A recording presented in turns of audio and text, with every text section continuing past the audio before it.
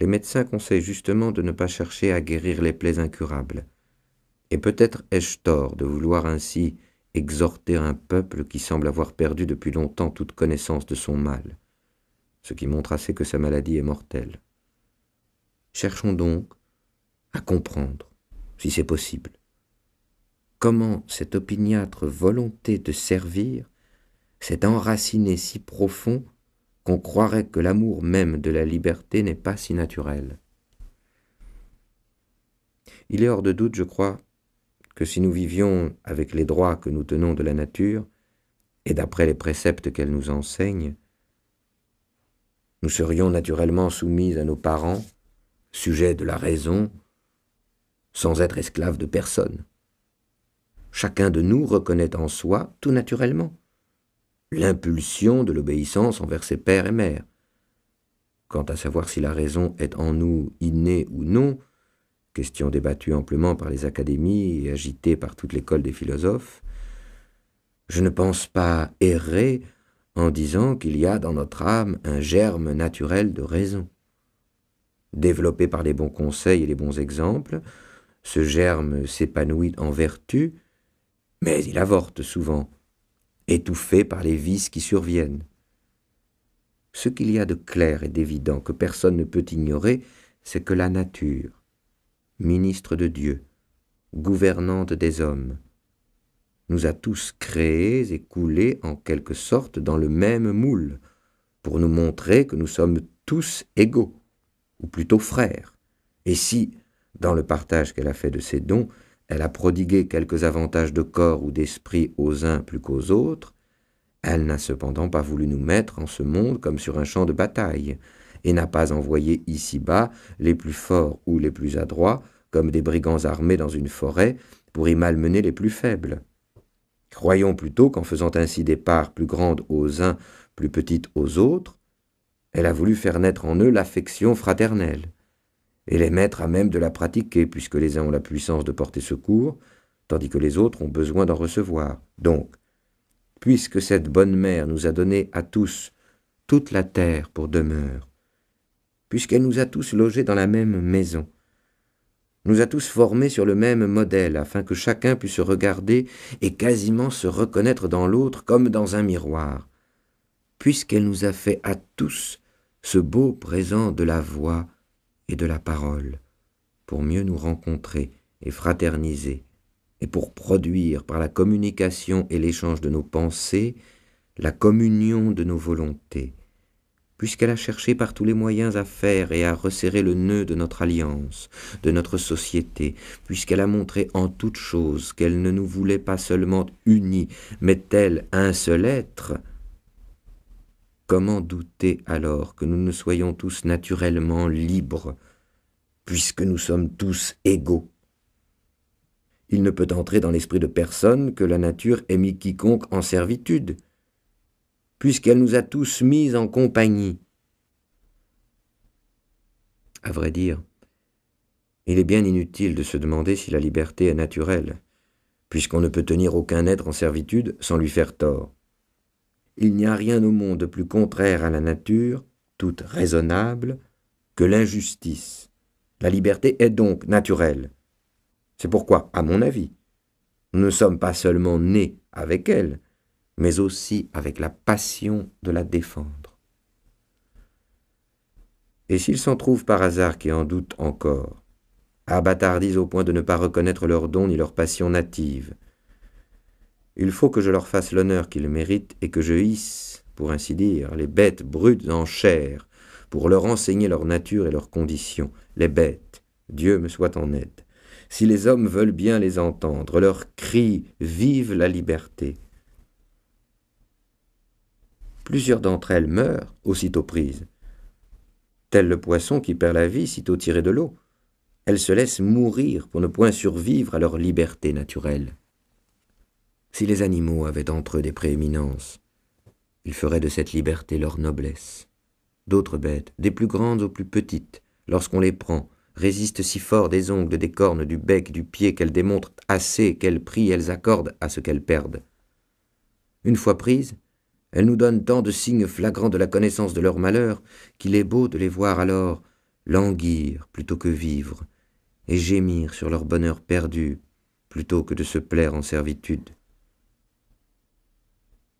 Que veut dire d'autre l'éléphant lorsque, s'étant défendu jusqu'au bout, sans plus d'espoir, sur le point d'être pris, il enfonce ses mâchoires et casse ses dents contre les arbres, sinon que son grand désir de demeurer libre lui donne de l'esprit et l'avise de marchander avec les chasseurs, à voir s'il pourra s'acquitter par le prix de ses dents et si son ivoire, laissé pour rançon, rachètera sa liberté.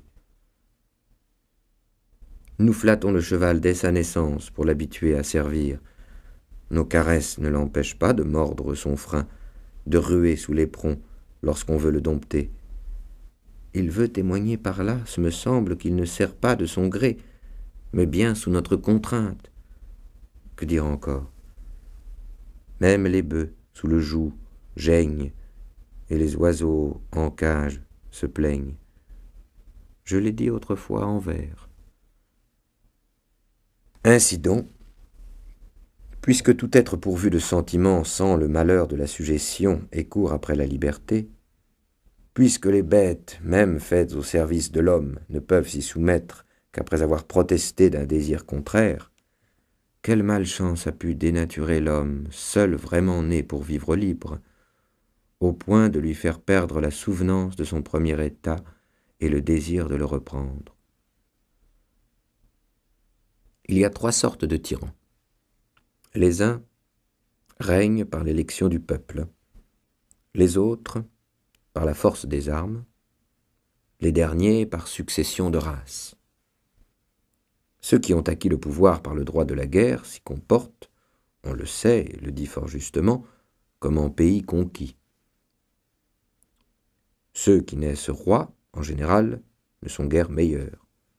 Nés et nourris au sein de la tyrannie, ils sucent avec le lait le naturel du tyran, et ils regardent les peuples qui leur sont soumis comme leurs serfs héréditaires. Selon leur penchant dominant, avares ou prodigues, ils usent du royaume comme de leur héritage. Quant à celui qui tient son pouvoir du peuple, il semble qu'il devrait être plus supportable. Il le serait, je crois, si dès qu'il se voit élevé au-dessus de tous les autres, flatté par je ne sais quoi qu'on appelle grandeur, il ne décidait de n'en plus bouger. Il considère presque toujours la puissance que le peuple lui a léguée comme devant être transmise à ses enfants. Or, dès que ceux-ci ont adopté cette opinion, il est étrange de voir combien ils surpassent en toutes sortes de vices et même en cruauté tous les autres tyrans. Ils ne trouvent pas meilleur moyen pour assurer leur nouvelle tyrannie que de renforcer la servitude et d'écarter si bien les idées de liberté de l'esprit de leurs sujets que, pour récent qu'en soit le souvenir, ils s'effacent bientôt de leur mémoire. Pour dire vrai, je vois bien entre ces tyrans quelques différences, mais de choix, je n'en vois pas. Car s'ils arrivent au trône par des moyens divers, leur manière de régner est toujours à peu près la même. Ceux qui sont élus par le peuple le traitent comme un taureau à dompter, les conquérants comme leur proie, les successeurs comme un troupeau d'esclaves qui leur appartient par nature. Je poserai cette question. Si par hasard il naissait aujourd'hui quelques gens tout neufs, ni accoutumés à la sujétion, ni affriandés à la liberté, ignorant jusqu'au nom de l'une et de l'autre, et qu'on leur proposât d'être sujets ou de vivre libres, quel serait leur choix? Sans aucun doute, ils préféreraient de beaucoup obéir à la seule raison que de servir un homme, à moins qu'ils ne soient comme ces gens d'Israël qui, sans besoin ni contrainte, se donnèrent un tyran.